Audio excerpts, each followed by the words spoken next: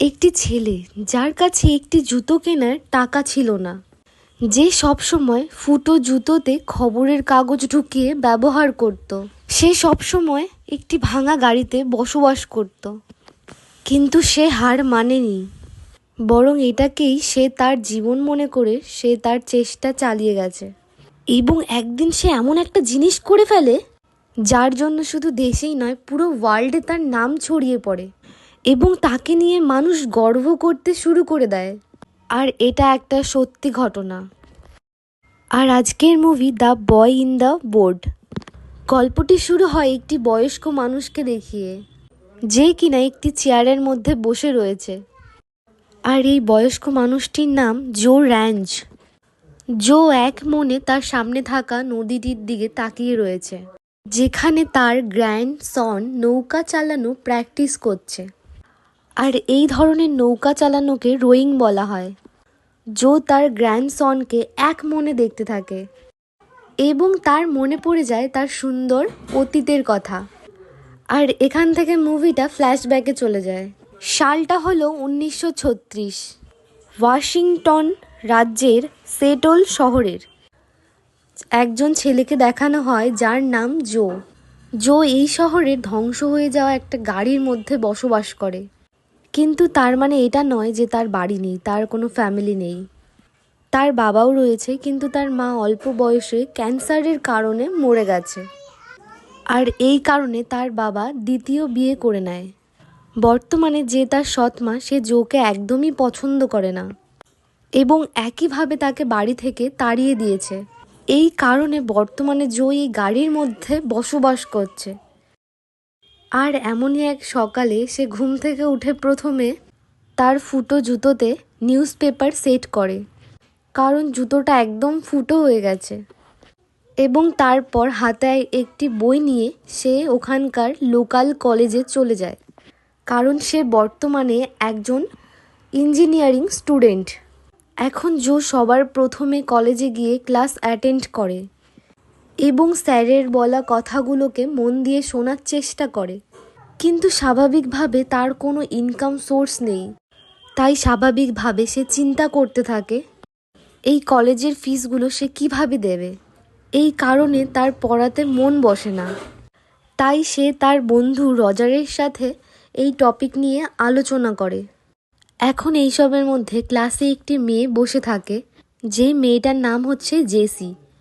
জো এই জেসি নামের মেয়েটিকে খুব পছন্দ করে। এক কথায় বলতে গেলে সেই মেয়েটি হচ্ছে ওর ক্রাশ। বর্তমানে তার মাথায় চিন্তা থাকার কারণে সে জেসির দিকে তাকায় না। আর এটা দেখে জেসির খুব খারাপ লেগে যায়। ক্লাস শেষ করে সে সবার প্রথমে কলেজের ক্যান্টিনে চলে যায়।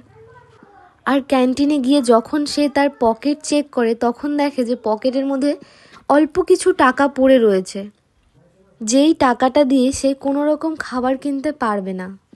এই জন্য সে না খেয়ে পুনরায় আবার সেই গাড়িতে ফিরে আসে। একটা হেরিকেন জ্বালিয়ে সে তার পড়াশোনা শুরু করে দেয় এবং সে বুঝতে পারে যে তাকে একটি কাজ খুঁজতেই হবে। সকাল হলে সে কলেজে না গিয়ে কাজ খুঁজতে বেরিয়ে পড়ে। আর সে এরকম একটা জায়গায় চলে যায় যেখানে কাজের জন্য কিছু লোকজন নেওয়া হচ্ছিল, কিন্তু সেখানে গিয়ে সে কোনো রকম চান্স পায় না, কারণ সেখানে অনেকেই কাজের জন্য ছিল। তাই সে বাধ্য হয়ে আবারও কলেজে ফিরে আসে এবং এখানে এসে সে আরও চিন্তায় পড়ে যায়, কারণ প্রিন্সিপাল তাকে নোটিশ দেয়। আর এটা হচ্ছে তার কলেজের ফিস। যেই ফিসগুলো বাকি রয়েছে সেই ফিসগুলো যেন ও খুব তাড়াতাড়ি পেমেন্ট করে দেয়। আর প্রিন্সিপাল জোয়ের অবস্থা খুব ভালোভাবে জানে, সেই জন্য ওকে পরামর্শ দেয় যে একটা যেন ও পার্ট টাইম জব খুঁজে নেয় এবং একইভাবে তাকে ওয়ার্নিংও দেয় যে যদি সে এই টাকাটুকু পেমেন্ট না করে তাহলে সে আর এই কলেজে পড়তে পারবে না। এই কথা শোনার পরে জো তার বন্ধু রজারের সঙ্গে কথা বলে, কিন্তু রজার তাকে জানায় সে অনেক জায়গায় ফোন করেছে, কিন্তু জোয়ের জন্য কোনো কাজ খুঁজে পায়নি। আর এই কথাটা শুনে জোয়ের মনটা খুব খারাপ হয়ে যায়।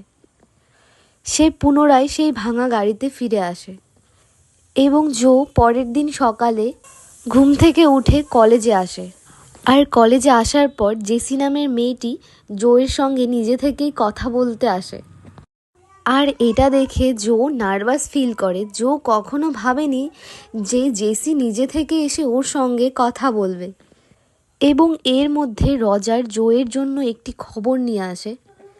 রজার জোকে জানায় যে সে একটি কাজের খোঁজ পেয়েছে, আর সেটা হলো রোয়িং চালানো, অর্থাৎ সেই নৌকা চালানো। আর এটা যদি জো করে তাহলে শুধু টাকাই নয়, সাথে একটা থাকার জায়গাও পেয়ে যাবে। কিন্তু সমস্যা হচ্ছে এই কাজ করার আগে তাকে একটি টিমে জয়েন হতে হবে, এবং যেখান থেকে কিছু এক্সপার্ট মানুষদের বেছে নেওয়া হবে। এবং তার পরের দিন সকালে দু বন্ধু মিলে সেই কাজের নির্দিষ্ট লোকেশনে চলে যায়। আর সেখানে আগে থেকেই কয়েকশো ছেলে উপস্থিত থাকে, আর তারাও এখানে কাজের জন্যই এসছে। এবং রজার তার বন্ধুকে এই কথাটা জানায় না যে এই কয়েকশো ছেলের মধ্যে মাত্র 8 জন ছেলেই এই কাজটা পাবে, কারণ সে তার বন্ধুর মন ভাঙতে চায় না। কিন্তু সেই সত্যিটাও সে বেশিক্ষণ লুকিয়ে রাখতে পারে না। এখানকার কোচ সবাইকে জানিয়ে দেয় যে এই কয়েকশো ছেলেদের মধ্যে শুধুমাত্র 8 জনকেই ওরা সিলেক্ট করবে, আর সেই 8 জন ছেলে হবে সব থেকে শক্তিশালী, কারণ ওদের যেই কাজ সেটা অনেক কঠিন। কোচ তাদেরকে বোঝায় তাদেরকে রোয়িং করতে হবে, অর্থাৎ এক ধরনের নৌকো, যেই নৌকোর সাহায্যে রেসিং প্রতিযোগিতা করা হয়, আর সেই প্রতিযোগিতায় তাদের জিততে হবে।